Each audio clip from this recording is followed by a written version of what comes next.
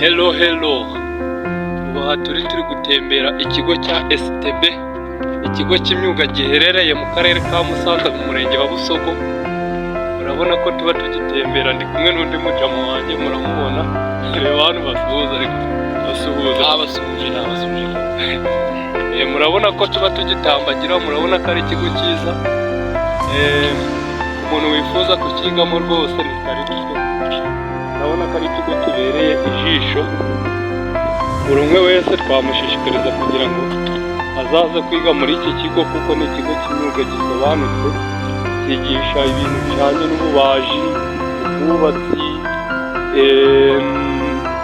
electrical shop, ubwo ni ibintu bijyanye n'amashanyarazi n'ibindi byinshi wabisanga muri iki kigo kabisa. Wabisanga muri iki kigo, ngwino wigire mu kigo cyiza cyane gisobanutse ku buryo buri umwe wese akireba akifuza kukigamo. Cyigisha n'abazungu, kino kigo cyigisha n'abazungu. Cyigisha sibyo ra?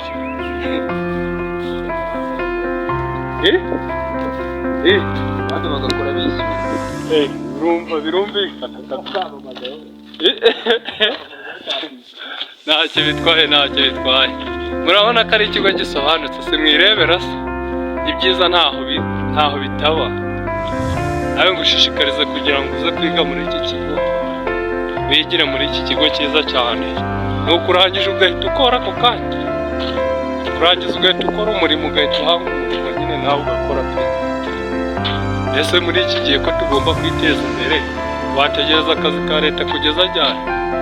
Ngwino wigire imyuga kugira ngo nawe uzagire aho ugera. Murakoze kabisa, nabaherekaga ikigo kimeze neza, murabibona. Namwe muzatambagire mwirebere ibindi ntaberetse.